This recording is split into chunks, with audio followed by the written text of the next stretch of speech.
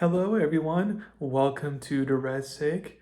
With the first weekend of college football coming up, it's time to go for my top 10 college football games of the week.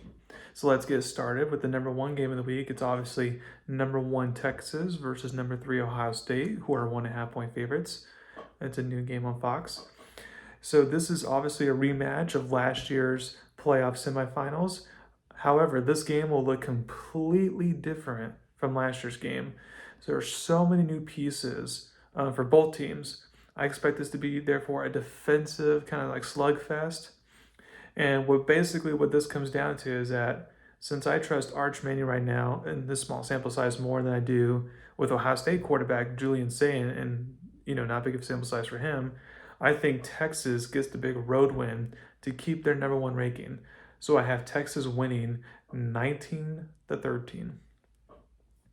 Number two, you got 9 LSU versus 4 Clemson, or 3.5 point favorites. Primetime Saturday night game on ABC. And can LSU head coach Brian Kelly finally win a week one game is the big question. Clemson has built a lot of hype this season, and I'm bought into the hype. They can justify this hype in this game. I like their overall team experience. Now, LSU definitely has some veteran players as well, but I like the overall experience of Clemson's team and the fact that they're at home. So I'll have them prove that they're the best Death Valley team out there. I have them winning in a close game, 21-20. Number three, you got 6 Notre Dame, who are 2.5 point favorites, versus 10 Miami, primetime Sunday night game. I just love this matchup. If Notre Dame can win this game, like they got a big win on the road at Texas A&M back in week one last season, then that'll basically set them up for the playoffs. For Miami, they saw from the committee last year that they really need top 25 wins in order to have more of advantage and over a 3-loss SEC or Big Ten team, assuming Miami has like 2 losses. I know that the Irish have a lot of key players coming back. They have a really good team, but I think starting a redshirt freshman quarterback with no college starts under his belt will be a challenge. Under head coach Marcus Freeman, Notre Dame also usually start the seasons off slow before they eventually find their groove. While Miami has a lot of new pieces as well, I think having an experienced quarterback in Carson Beck, the Georgia transfer, making all the changes that they desperately need to make on the defensive side of the ball, I think that'll pay big dividends as the Hurricanes make a splash and get a big win. I have them winning 24-22. Number four, you got Auburn, who are 2.5 point favorites, versus Baylor, Friday night primetime game on Fox. This is one of the most underrated games of the week. Baylor finally has the hype that they haven't had since the 2021 season, back when they were the Sugar Bowl champs and won the Big 12. Auburn showed regression last year, so head coach Hugh Freeze has to steady the ship so things don't spiral out of control this season, or else Hugh Freeze is definitely going to be on the hot seat. I think with the amount of athletes Auburn has, that will definitely keep them competitive in this game. But I think with Baylor's experience, especially on offense, I think they can get a huge home win here, and more importantly, get a big non-conference win for the Big 12 conference. I have Baylor winning 27-24. Next, you got 5. So game number 5, you got TCU, who's 3.5 point favorites, versus North Carolina, Labor Day night game. Bill Belichick's college debut on Labor Day is in full force. Everyone is looking forward to it. I know I am. However, I don't think it's going to be a happy debut for Bill Belichick and Tar Heel fans. There are so many new people on the North Carolina team because they had like over 40 transfers. So it's going to take Belichick and staff a while to kind of figure things out. TCU, on the other hand, returns a lot of people, including their star quarterback Josh Hoover, and I think experience will win out in this game. So I would bet not only would I bet the Horned Frogs to win, but I'd bet them to cover that 3.5 point spread as well. I have them winning 34-17. Number 6, we got Georgia Tech, 4.5 point favorites, versus Colorado, Friday night primetime game on ESPN. I doubt Colorado and Deion Sanders and his team will have the same success like they did last year. In fact, it wouldn't shock me if they missed out on a bowl game entirely.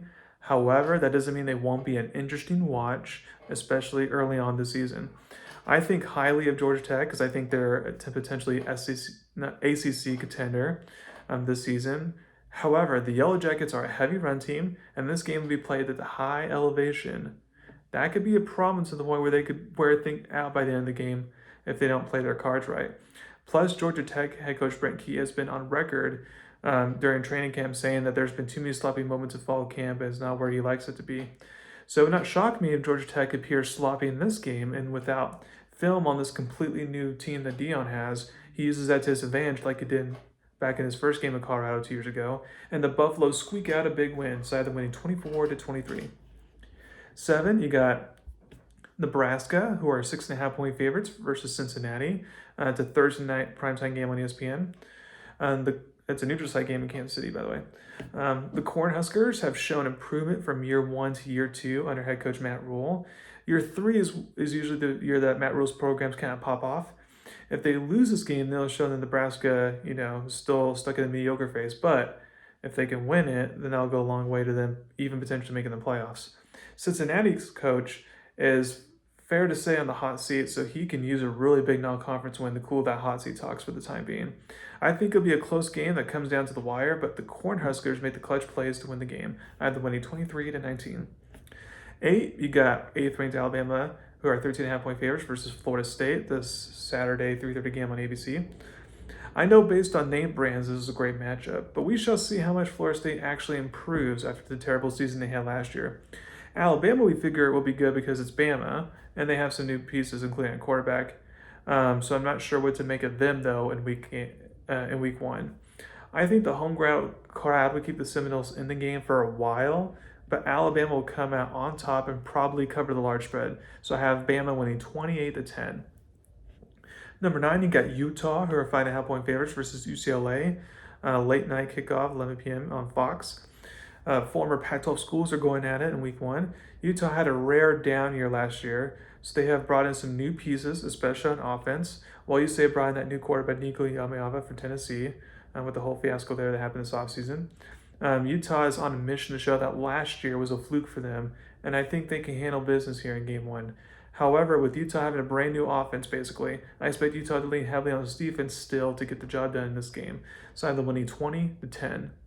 And last but not least, there's multiple different games I could have gone with here because there's a couple ACC, SEC matchups like Syracuse and Tennessee and Virginia Tech and South Carolina, but I don't think those would be close games. So I went with the Group of 5 matchup, and you got 25 Boise State, who are 5.5 point favorites against South Florida.